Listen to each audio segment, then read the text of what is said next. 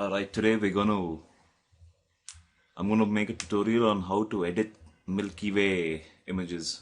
So first of all, this photo was not taken by me. It was taken by a friend, and he said it's cool that I use this image for a tutorial. So I'm gonna show you how to take an image like this of the Milky Way and make it into something like this, where you can see more detail and you can see the Milky Way more clearly. So just know when you're shooting the Milky Way, you need very long exposures. You need at least 30-second exposures to get it. And you can see your stars will never come clearly in Milky Way shots. That's fine. You're not looking for stars. You're just looking for the Milky Way. Here's the tip. If you're looking at photographing only the stars and you don't want these tiny star trails, then your exposure should be 500. Your exposure should be not more than 500 divided by a focal length. So when I use my 50mm lens to take photos of stars, I use the same principles. 500 divided by 50, that's 10. So my exposure cannot be more than 10 seconds.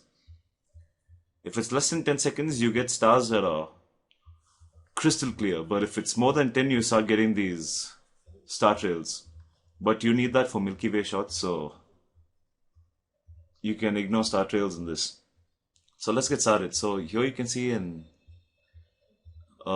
this shot, you have a little more green and a little more yellow in this. So what we're going to do first is change the temperature. So I'm going to get rid of most of this yellow by making the image cooler.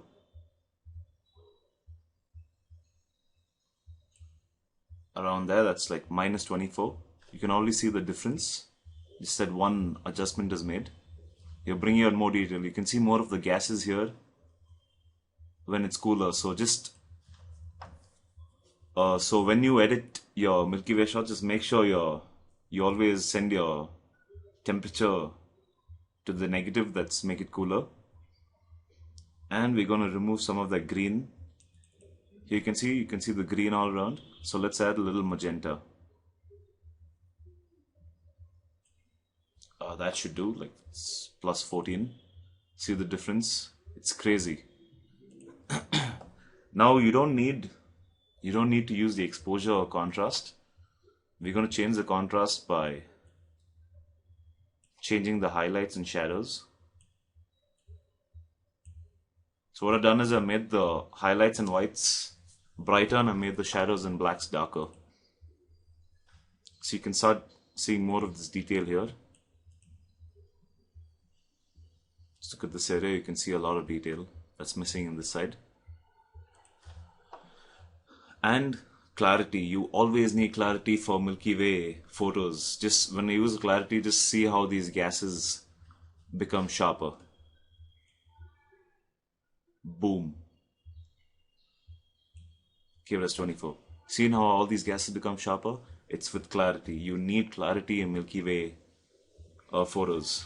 Forget about the stars. Like I said, if the exposure is like long exposure like this was 30 seconds, I think. Let's check. This is shot 30 second, f3.5, ISO 8063, 18mm. So that is the details of this image. And see, it's 30 seconds, which is why your stars aren't crystal clear. But that's the only way you get the Milky Way, by keeping a long exposure. So theoretically, if you didn't want star trails in this image, you would take 500 and divide it by 18, and that would be about 27-second exposure.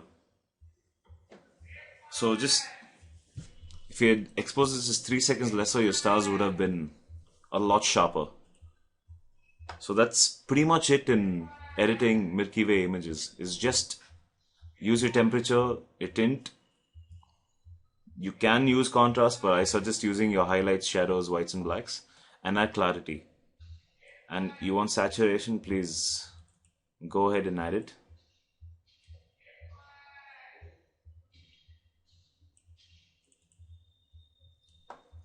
So that's it. It's that simple.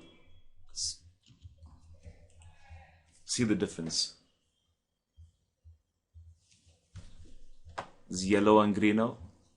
It's bluer and more magenta. Lesser contrast, more contrast. More clarity, lesser clarity. And that's it. And the colors here are better because we have added a little vibrance. Can add a little more. And that's about it. That's how you edit Milky Way images on Lightroom. Thanks for watching. Subscribe for more. And hope you like this video.